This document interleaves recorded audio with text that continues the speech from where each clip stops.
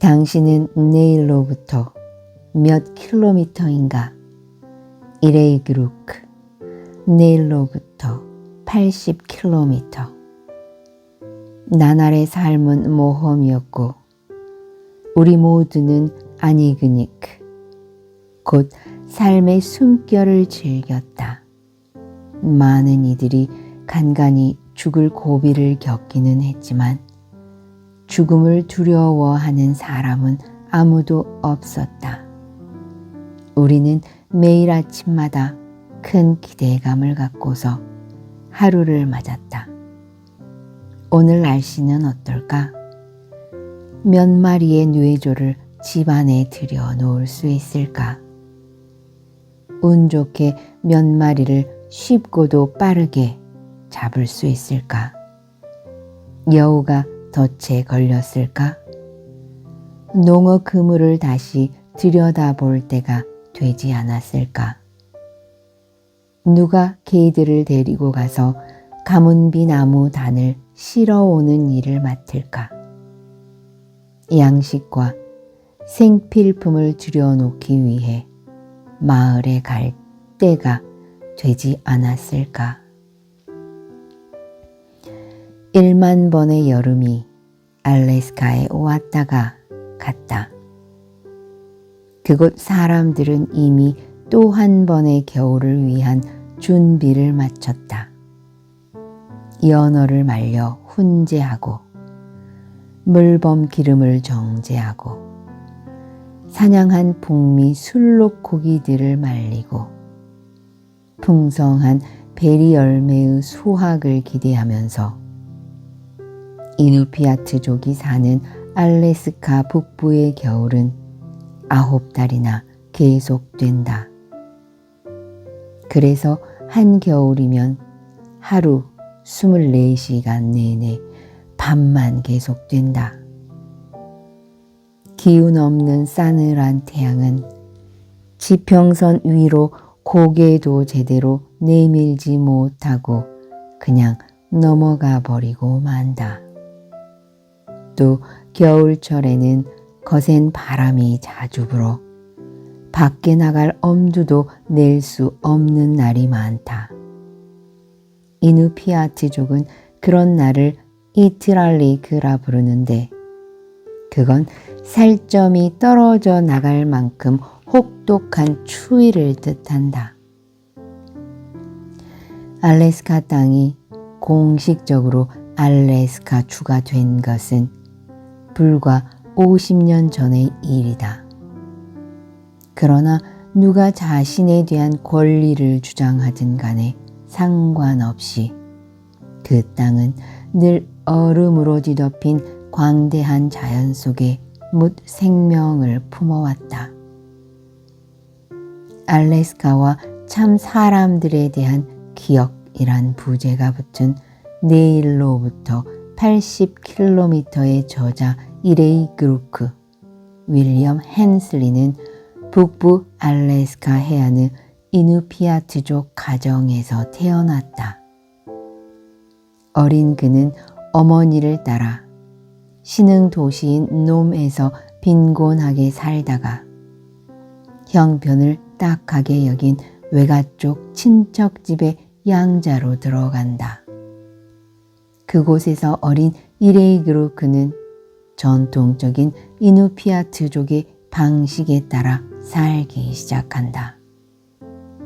그것은 그의 원주민 조상들이 수천 년간 영위해온 반유목민적인 생활로 추위와 끊임없는 노동이 수반된 삶이었지만 이레이그루크와 그의 가족들은 자연이 제공해주는 풍성한 산물을 누리며 살아간다. 영하 40도까지 내려가는 알래스카의 겨울들 속에서 어린 시절을 보내며 이레이그루크는 자연이 지닌 힘들을 경외해야 함을, 낭비가 큰 적임을 배운다. 더불어 노력하는 것이야말로 꼭 필요한 일임을, 오로지 더불어 일함으로써만이 생존할 수 있다는 사실을 배운다. 우리는 우리 선조들이 수천 년간 영위해 왔던 전통적인 삶이자 반유목민적인 삶을 살았기에 늘 살아남아야 한다는 심각한 명제와 맞닥뜨렸다. 생존이야말로 우리의 최우선적인 관심사였다. 얼음이 깨지는 바람에 물속에 빠질 수도 있고, 개 썰매를 몰고 가다 사고를 당할 수도 있고, 발을 헛디뎌 치명적인 오발 사고를 저지를 수도 있고, 도끼로 나무를 패다가 제 몸을 잘못 찍어 중상을 입을 수도 있고, 칼로 짐승 가죽을 벗기다가 제 몸을 찌를 수도 있었다. 우리는 맹렬하게 포효하는 눈보라 속에서 길을 잃을 수도 있고, 보트에서 떨어져 물에 빠져 죽을 수도 있었다. 곰의 공격을 받거나 성난 큰 사슴의 뿔에 받쳐서 죽을 수도 있었다. 걸을 수 있는 나이가 되면 누구나 다 일을 해야만 했다. 나이가 어려도 생존하는 데 꼭 필요한 간단한 일들에는 참여해야 했다. 3살배기 아이도 뗄나무를 아궁이 속에 집어넣는 일은 할 수 있었다. 어린 이레이그로크는 몸에 약간의 힘이 생기자마자 나무를 패고 우물에서 물을 길어오고 연장들을 날라오고 배에 들어온 물을 퍼내고 개들에게 먹이를 주고 어망을 손질하거나 물고기를 말리기 위해서 매달아 두는 일을 돕고 심지어는 흰 돌고래의 지방과 고기를 요리하는 일을 거들기까지 했다. 그것은 강추위 속에서 끊임없이 노력해야 하는 삶이었다. 하지만 그들은 자연이 베풀어주는 풍요로운 결실을 거두어들였다. 바다에서 물고기들을 잡고 산에서 짐승들을 잡고 하늘에서 새들을 잡고 툰드라에서 야생 딸기들과 그 밖의 식용식물들을 채취했다. 그리고 무시무시한 강추위 때문에 사냥을 하거나 낚시하는 일이 불가능해지고 이듬해 봄이 올 때까지 식물이라고는 구경도 할 수 없는 계절이 올 때를 대비해서 그렇게 거두어들인 모든 먹을거리들을 잘 저장해 두었다. 이레이그루크가 새 가족과 합류했던 그 유년 시절에 그의 뇌리에 깊이 새겨졌던 가장 중요한 교훈은 땅과 바다야말로 우리 삶의 중심이라는 것이었다. 이레이그루크는 그 땅과 바다의 품 안에서 생동감 넘치는 어린 시절을 보낸다. 그리고 어른들과 함께 얼음 덩어리 위에 서서 먼 수평선을 향해 외친다. 아리가 이누루니 나쿠루쿠 마니 누나. 살아있다는 건 좋은 일이야. 여기는 좋은 곳이야. 모든 것이 중요해지는 순간, 삶이 생생해지는 때가 바로 그런 순간들이다. 이누피아트 세계에서 가족의 중요성은 아무리 강조해도 지나치지 않을 정도였다.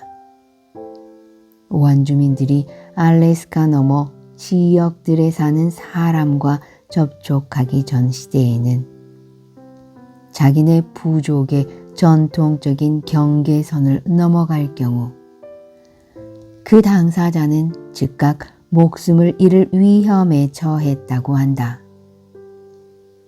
가족의 따뜻한 품 안에 안겨 있다는 것은 그들을 둘러싼 극한의 세계 안에 온갖 위험 요소가 도사린다 할지라도 언제나 보호와 도움을 받을 수 있음을 뜻했다. 그리고 그보다 더 중요한 것은 가족이 제공해주는 시간과 공간의 연속성이었다. 하지만 학교에 다니면서 이레이그로 그는 뜻밖의 현실에 부딪힌다. 그 현실은 어린 그에게 자신이 이누피아트 사람임을 부정하라고 강요한다. 과거를 돌이켜 볼 때마다 나는 학교 수업 과정에서 우리 민족이 철저히 배제되었다는 사실을 결코 잊을 수가 없다고 그는 말한다. 초등학교에서 8년을 보내는 동안 이누피아크어로 교내 활동을 한 적이 한 번도 없었다. 교실에 있을 때는 마치 그의 민족이 존재하지 않는 것 같았다. 학교 교사들은 나이 든 분을 모시고 인생 체험을 듣는다는 생각 자체를 하지 못했다. 우리를 서양 사람으로 만들기 위해 필사적으로 노력했던 교사들의 의식 속에는 겸허함, 협동, 가족애, 고된 노동, 인생살이에서의 유머 같은 인간적인 가치들이 존재하지도 않았다. 그들은 만여 년간 땅과 바다, 강과 하늘과 긴밀하게 교류하면서 체득된 우리 이누피아트족의 모든 지혜를 창밖에 내던져 버렸다. 지형과 동물들의 생활 방식, 날씨, 미술, 우주, 음악, 춤, 역사, 건축, 심리학, 육아와 가정교육, 사냥과 관련된 우리의 광범위한 문화적 지식을 추위와 배고픔, 그리고 인종적인 차별 때문에 이레이그로 그는 자살을 심각하게 고려해 본 적이 몇 번 있었다. 총, 칼, 도끼, 얼음같이 싸늘한 물, 광막한 황야가 다 손쉬운 자살 수단이 되어줄 수 있었다. 하지만 퀴비트, 곧 포기한다는 것은 이누피아트 사람들이 극단적으로 싫어하는 말이었다. 이누피아트 사회에서는 그런 태도가 결코 용납되지 않았다. 그들은 만여 년 동안 북극 지방에서 살았던 터라 그런 교훈을 잘 체득해 왔다. 무기력하고 나약한 자는 이런 혹독한 환경에서는 설 자리가 없었다. 누군가가 포기한다면 그와 그의 가족은 살아남을 수 없었다. 이레이그루크가 15살이 되었을 때 선교사들은 더 많은 교육을 받게 하기 위해 그를 8,000km나 멀리 떨어진 미국 본토로 보냈다. 거기서 그는 과거 수천 년 동안 알래스카 원주민들이 차지해왔고 사실상 소유해왔던 땅이 강탈당할 위기에 처해 있다는 사실을 발견한다. 그는 이런 움직임과 맞서 싸우기로 결심하고 연어처럼 자신의 고향으로 돌아간다. 우리 이누피아트 사람들 대다수에게 사유재산권이라는 개념은 아주 낯선 것이었다. 우리는 알래스카 전역에 흩어져 살면서 우리 조상들이 그랬던 것처럼 알래스카 땅을 적절히 활용해 왔고 그 땅이 가끔 우리를 위협하기도 하면서 그런대로 살아남을 수 있도록 허용해주는 생활 방식에 알맞게 적응해 왔다. 우리는 직선들과 종이 쪽지들이 그 땅과 우리의 관계를 적절히 설명해 줄 수 있다고 생각하지 않았다. 우리는 그 땅을 딛고 살았고 그 안에서 번영해 왔다. 수천 년이나 전승되어 온 우리의 유산은 그 땅거죽 바로 밑에 묻혀 있고 그 가운데는 우리 조상들의 뼈도 섞여 있었다. 우리는 맹맥히 살아 숨쉬는 조상들의 숨결을 거의 느낄 수 있었다.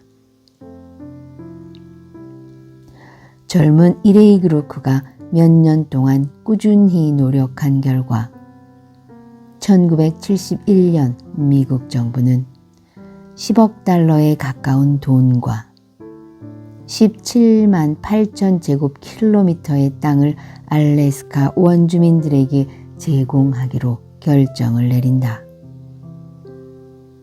미국 본토의 원주민들과는 달리 알래스카 원주민들은 자기네의 경제적, 정치적 운명을 주체적으로 결정할 수 있는 위치에 올라선 것이다. 그런 놀라운 결정이 하룻밤 사이에 그리고 어느 한 사람만의 노력으로 이루어진 것은 아니었다. 그러나 알래스카 원주민들의 삶과 권리를 세상에 널리 알리고 현실화시킨 이는 바로 이레이그루크였다. 네일로부터 80km에서 이레이그루크는 알래스카 원주민 소년이 살아가는 생생한 모습의 모처럼 흠뻑 젖어들 수 있는 드문 기회를 우리에게 제공해준다. 과거에도 알래스카와 그곳 원주민들에 관해서 쓴 책들이 여럿 나오긴 했지만 그 책들은 하나같이 외지인들, 곧 개척자들이 썼다. 어린 소년 이레이그루크가 툰드라에서 생활한 일들을 직접 기록한 내용은 우리에게 전혀 새로운 시각을 열어준다. 이 책은 한 개인의 기록에만 그치지 않고 알래스카 정신에 발랄하고 생동하는 힘을 매혹적으로 증언한다. 한 알래스카 원주민 소년의 감동적인 성장 일화이자 우리가 잃어버린 하지만 아직 가슴 저편에 아리게 남아있는 순수한 삶을 다시금 일깨운다. 알래스카는 나의 본향이요, 본질이요, 삶의 이유라고 말하는 이레이그루크는 북극권에서 북쪽으로 46km, 날짜 변경선에서 동쪽으로 80km 떨어진 베링해의 바람과 파도에 의해서 형성된 코체부의 만 해안에서 태어났다. 나는 고어텍스가 사양 뒤지와 늑대 가죽으로 만든 모피 파카를 밀어내고 스노우부츠가 물범 가죽 장화를 밀어내기 전에 스노우머신 대신 에스키모 개들이 썰매를 끌고 싶어 안달이 나서 길게 울부짖던 시절에 그곳에서 살았다. 나는 보트 외부에 장착하는 엔진이 등장하기 전 카약과 가죽배가 수면 위를 고요히 미끄러져 가곤 하던 시절에 양초와 콜맨 랜턴이 우리가 필요로 하는 모든 빛을 제공해 주던 시절에 그곳에서 살았다. 전화기가 등장하기 전이라 사람들이 직접 만나고서야 비로소 자기네 삶과 꿈을 이야기할 수 있었던 시절에 텔레비전이란 게 생겨나 사람들이 가족들의 연대기와 전설들을 두고두고 이야기하는 걸 방해하기 전 시절에 나는 그곳에서 살았다. 그리고 나는 미 의회가 알래스카주를 새로 탄생시키고 주 관리들이 우리한테서 모든 걸 강탈해 가려고 할 즈음 그곳에서 살았다. 자신이 석기 시대의 황혼이라고 부르곤 하는 어린 시절에 이레이그루크는 북극권의 황야에서 애정어린 이누피아트 가족 안에서 살았다. 그는 이 행성의 맨 꼭대기 부근 지역에 널리 퍼져나가 인간이 살기 어려운 혹독한 기후 속에서도 만여 년간 생존하고 번성해온 자기 민족의 삶의 방식을 배우고 또 그에 따라 살았다. 그러다 그는 15살 때 자신이 잘 알고 사랑하던 모든 것과 모든 사람을 뒤에 남기고 현대 세계로 떠났다.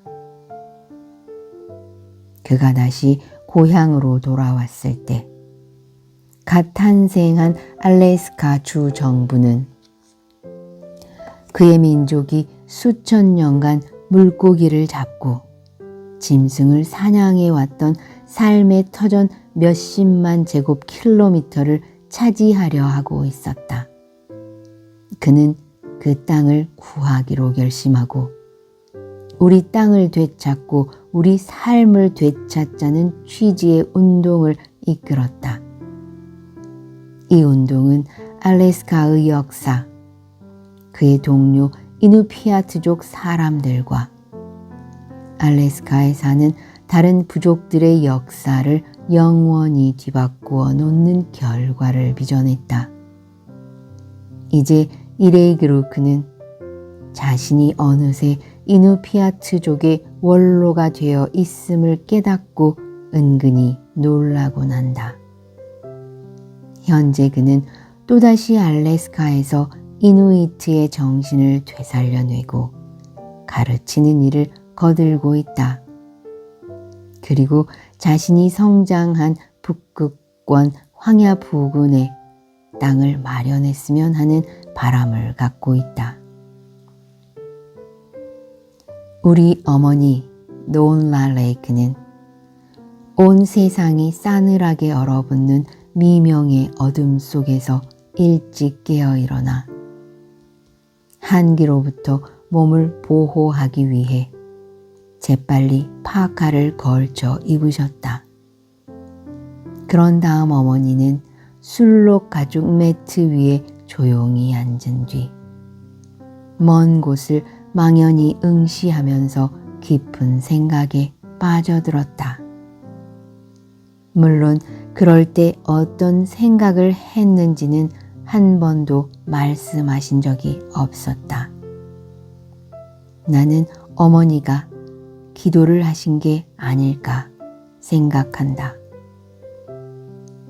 어머니는 코체부에에서 퀘이커 교도들의 인도를 받아 기독교로 개종한 첫 세대에 속한 분이었으니 아마 기독교 신에게 기도를 드렸을 것이다.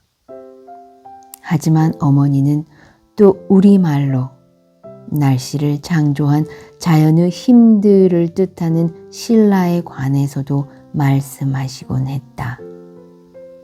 이렇게 묵상하는 동안 아마 어머니는 이누피아트 우주의 영들인 위대한 영들에게도 기도를 드렸을 것이다.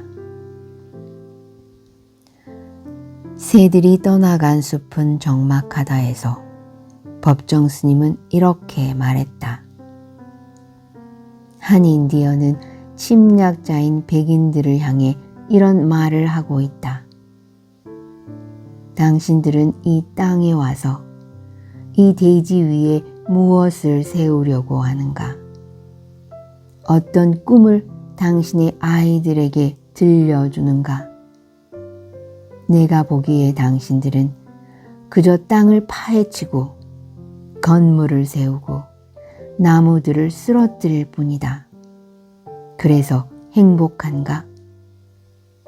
강가에서 연어 떼를 바라보며 다가올 겨울에 행복을 예상하는 우리만큼 행복한가?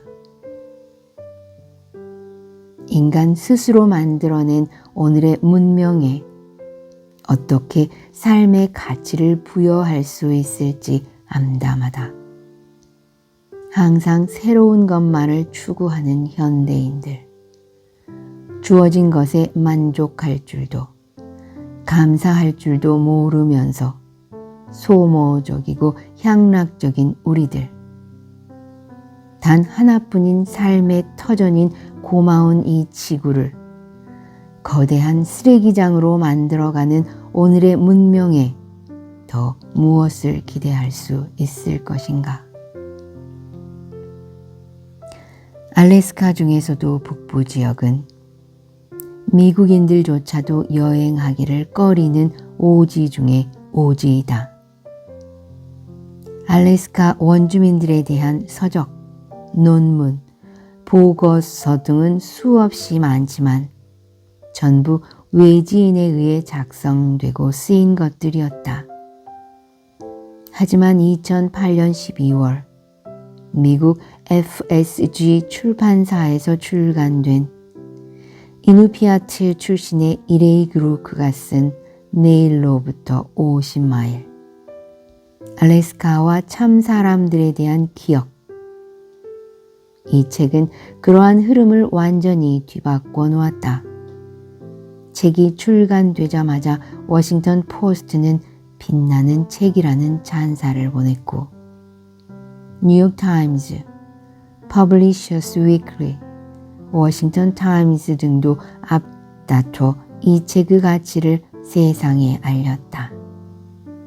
전미 학교 도서관 저널은 청소년 추천 도서로 이 책을 선정하며 추천사를 쓴다.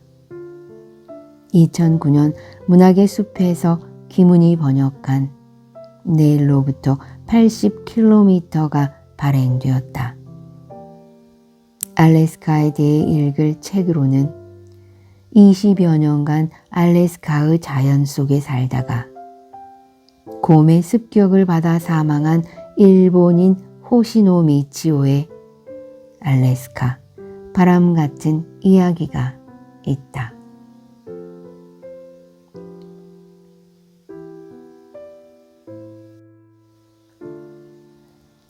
당신은 내일로부터 몇 킬로미터인가? 이레이 그루크. 내일로부터 80km. 나날의 삶은 모험이었고 우리 모두는 아니그니크 곧 삶의 숨결을 즐겼다. 많은 이들이 간간히 죽을 고비를 겪기는 했지만 죽음을 두려워하는 사람은 아무도 없었다. 우리는 매일 아침마다 큰 기대감을 갖고서 하루를 맞았다. 오늘 날씨는 어떨까? 몇 마리의 뇌조를 집안에 들여 놓을 수 있을까? 운 좋게 몇 마리를 쉽고도 빠르게 잡을 수 있을까? 여우가 덫에 걸렸을까? 농어 그물을 다시 들여다볼 때가 되지 않았을까? 누가 개들을 데리고 가서 가문비 나무 단을 실어오는 일을 맡을까? 양식과 생필품을 들여놓기 위해 마을에 갈 때가 되지 않았을까? 1만 번의 여름이 알래스카에 왔다가 갔다. 그곳 사람들은 이미 또 한 번의 겨울을 위한 준비를 마쳤다. 연어를 말려 훈제하고 물범 기름을 정제하고 사냥한 북미 술록고기들을 말리고 풍성한 베리 열매의 수확을 기대하면서 이누피아트족이 사는 알래스카 북부의 겨울은 9달이나 계속된다. 그래서 한겨울이면 하루 24시간 내내 밤만 계속된다.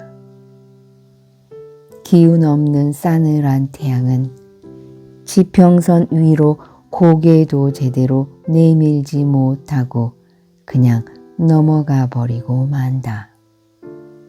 또 겨울철에는 거센 바람이 자주 불어 밖에 나갈 엄두도 낼 수 없는 날이 많다.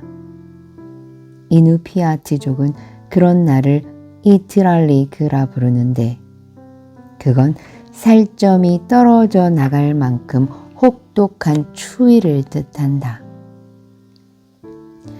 알래스카 땅이 공식적으로 알래스카주가 된 것은 불과 50년 전의 일이다. 그러나 누가 자신에 대한 권리를 주장하든 간에 상관없이 그 땅은 늘 얼음으로 뒤덮인 광대한 자연 속에 묻 생명을 품어왔다. 알래스카와 참 사람들에 대한 기억이란 부제가 붙은 내일로부터 80km의 저자 이레이 그루크, 윌리엄 헨슬리는 북부 알래스카 해안의 이누피아트족 가정에서 태어났다. 어린 그는 어머니를 따라 신흥 도시인 놈에서 빈곤하게 살다가 형편을 딱하게 여긴 외가쪽 친척집에 양자로 들어간다.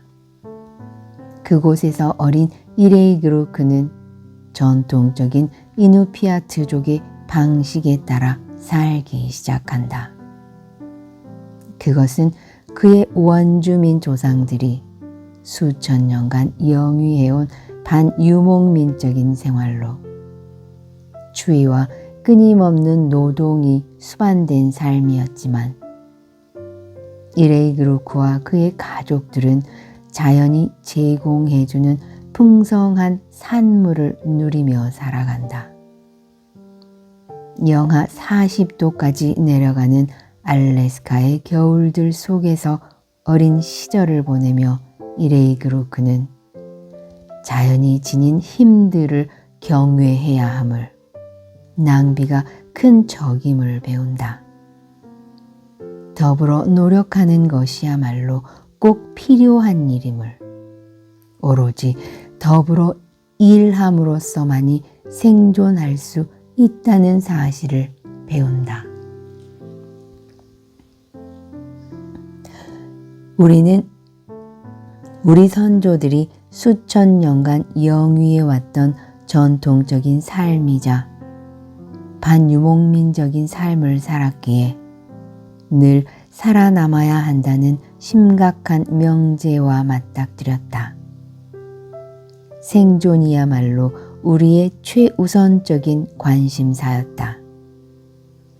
얼음이 깨지는 바람에 물속에 빠질 수도 있고 개 썰매를 몰고 가다 사고를 당할 수도 있고 발을 헛디뎌 치명적인 오발 사고를 저지를 수도 있고 도끼로 나무를 패다가 제 몸을 잘못 찍어 중상을 입을 수도 있고 칼로 짐승 가죽을 벗기다가 제 몸을 찌를 수도 있었다. 우리는 맹렬하게 포효하는 눈보라 속에서 길을 잃을 수도 있고 보트에서 떨어져 물에 빠져 죽을 수도 있었다. 곰의 공격을 받거나 성난 큰 사슴의 뿔에 받쳐서 죽을 수도 있었다. 걸을 수 있는 나이가 되면 누구나 다 일을 해야만 했다. 나이가 어려도 생존하는 데 꼭 필요한 간단한 일들에는 참여해야 했다. 3살배기 아이도 뗄나무를 아궁이 속에 집어넣는 일은 할 수 있었다. 어린 이레이그로크는 몸에 약간의 힘이 생기자마자 나무를 패고 우물에서 물을 길어오고 연장들을 날라오고 배에 들어온 물을 퍼내고 개들에게 먹이를 주고 어망을 손질하거나 물고기를 말리기 위해서 매달아 두는 일을 돕고 심지어는 흰 돌고래의 지방과 고기를 요리하는 일을 거들기까지 했다. 그것은 강추위 속에서 끊임없이 노력해야 하는 삶이었다.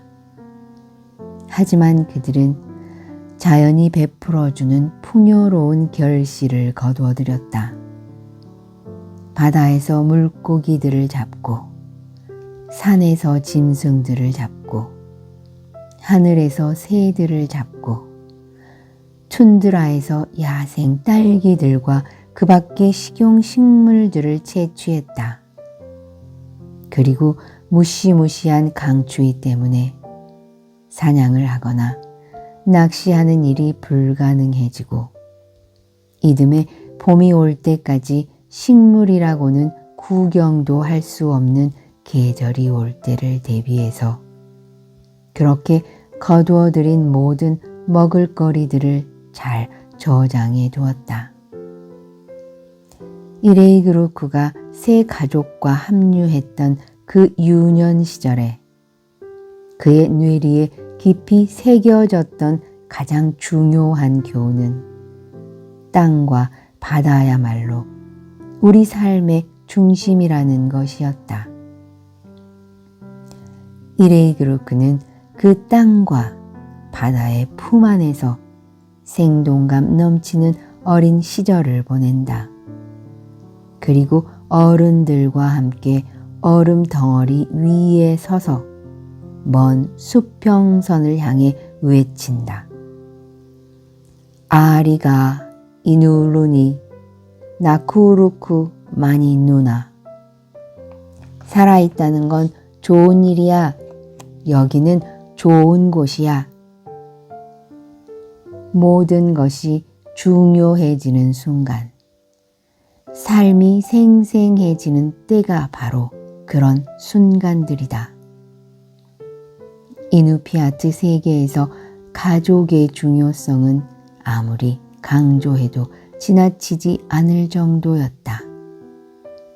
원주민들이 알래스카 너머 지역들에 사는 사람과 접촉하기 전 시대에는 자기네 부족의 전통적인 경계선을 넘어갈 경우 그 당사자는 즉각 목숨을 잃을 위험에 처했다고 한다.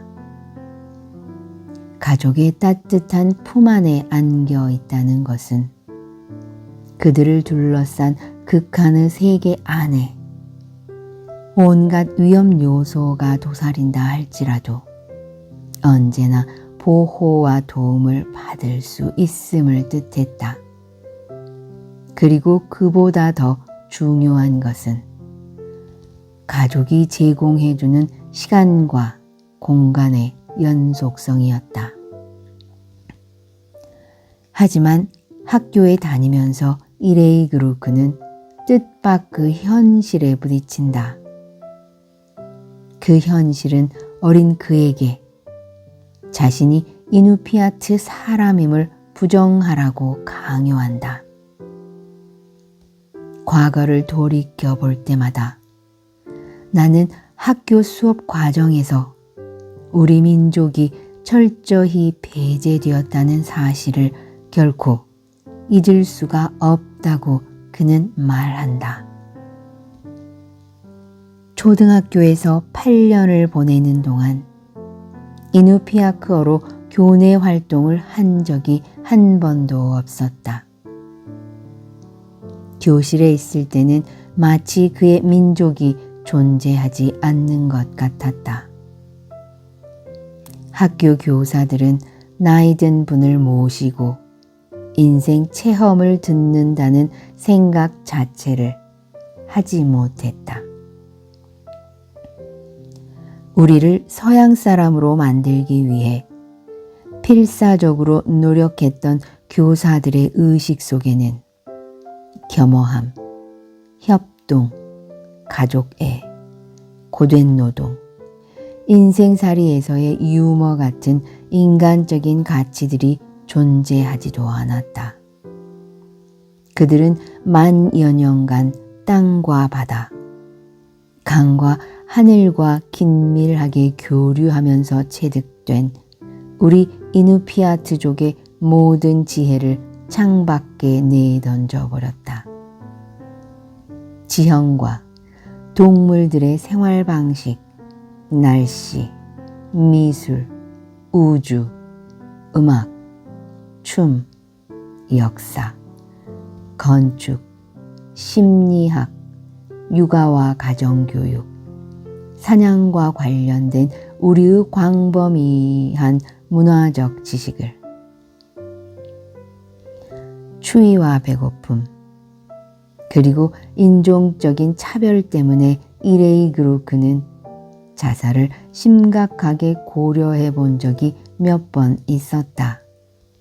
총, 칼, 도끼, 얼음같이 싸늘한 물, 광막한 황야가 다 손쉬운 자살 수단이 되어줄 수 있었다.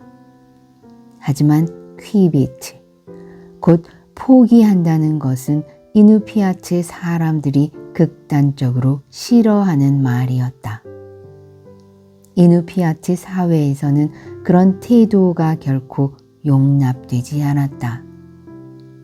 그들은 만여 년 동안 북극 지방에서 살았던 터라 그런 교훈을 잘 체득해 왔다. 무기력하고 나약한 자는 이런 혹독한 환경에서는 설 자리가 없었다. 누군가가 포기한다면 그와 그의 가족은 살아남을 수 없었다. 이레이그루크가 15살이 되었을 때 선교사들은 더 많은 교육을 받게 하기 위해 그를 8,000km나 멀리 떨어진 미국 본토로 보냈다. 거기서 그는 과거 수천 년 동안 알래스카 원주민들이 차지해왔고 사실상 소유해왔던 땅이 강탈당할 위기에 처해 있다는 사실을 발견한다.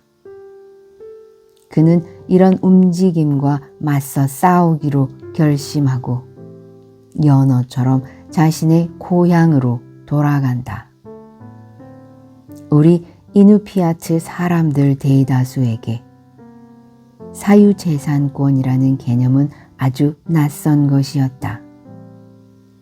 우리는 알래스카 전역에 흩어져 살면서 우리 조상들이 그랬던 것처럼 알래스카 땅을 적절히 활용해 왔고 그 땅이 가끔 우리를 위협하기도 하면서 그런 대로 살아남을 수 있도록 허용해 주는 생활 방식에 알맞게 적응해 왔다.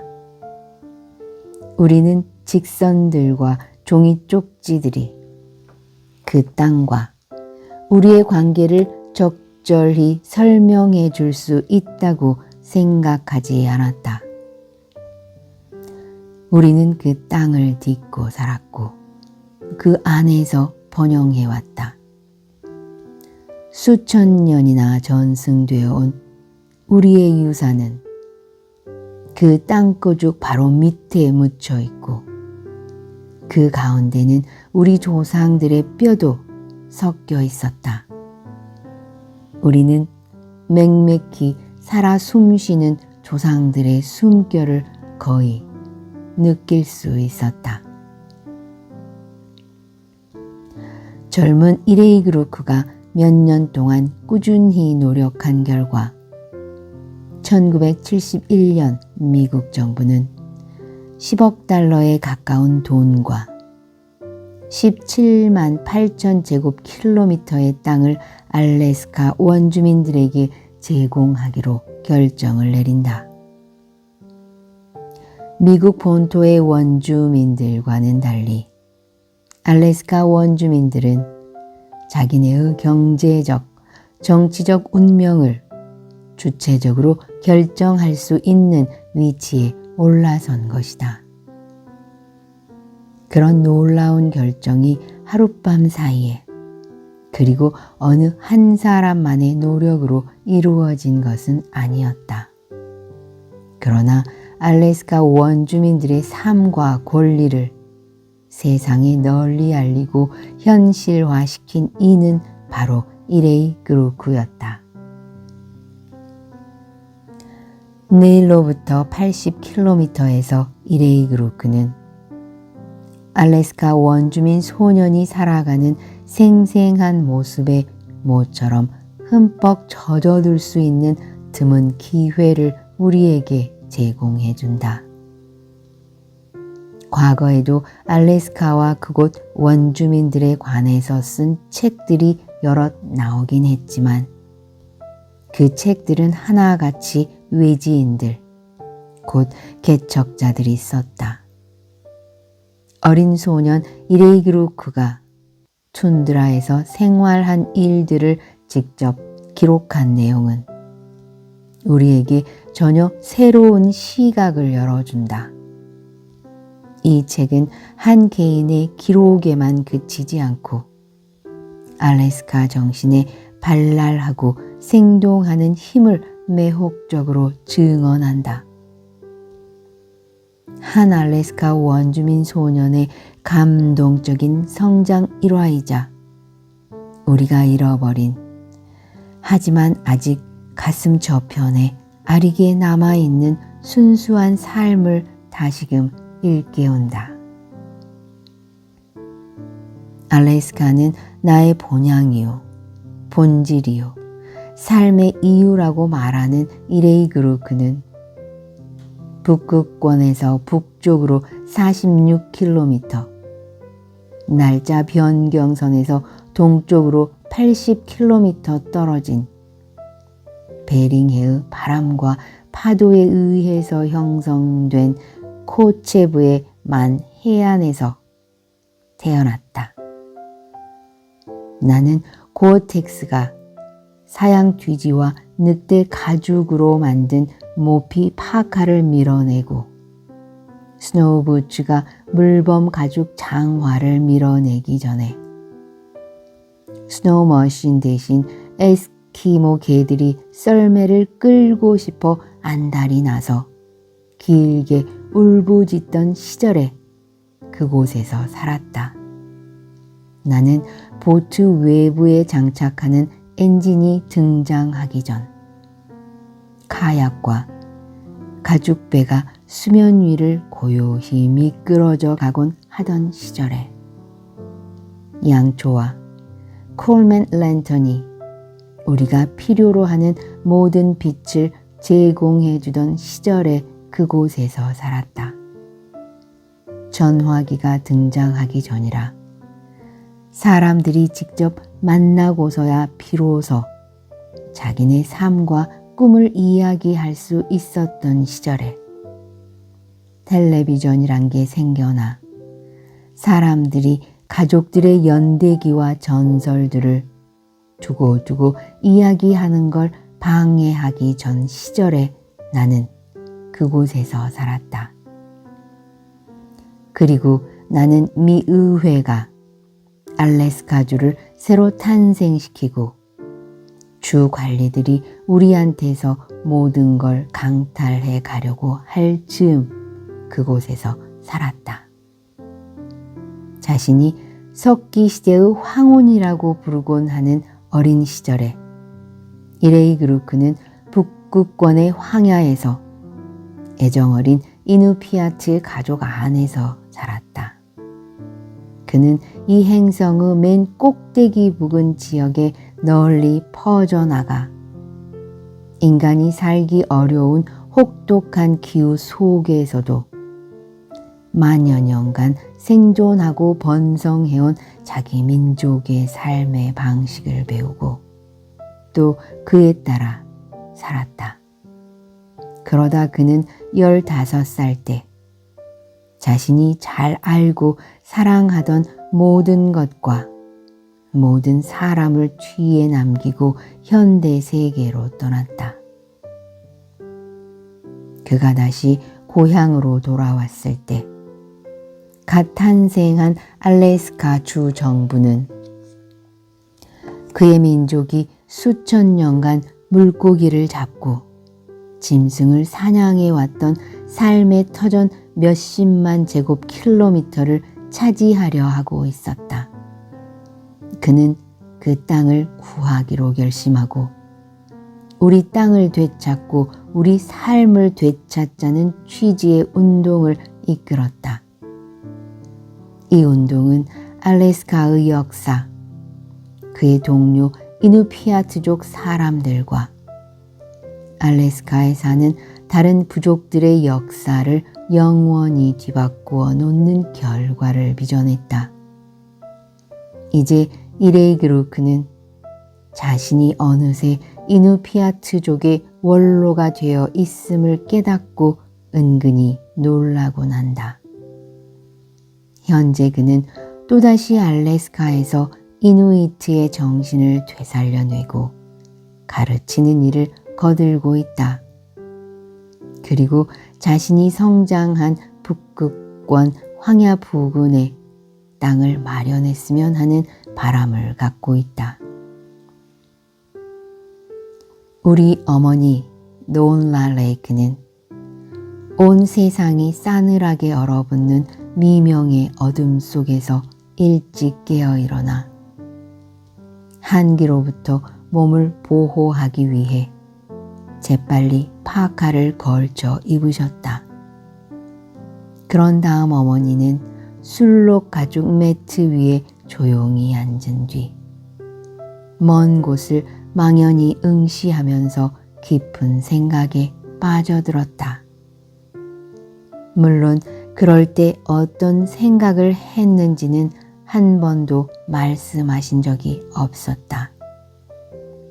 나는 어머니가 기도를 하신 게 아닐까 생각한다.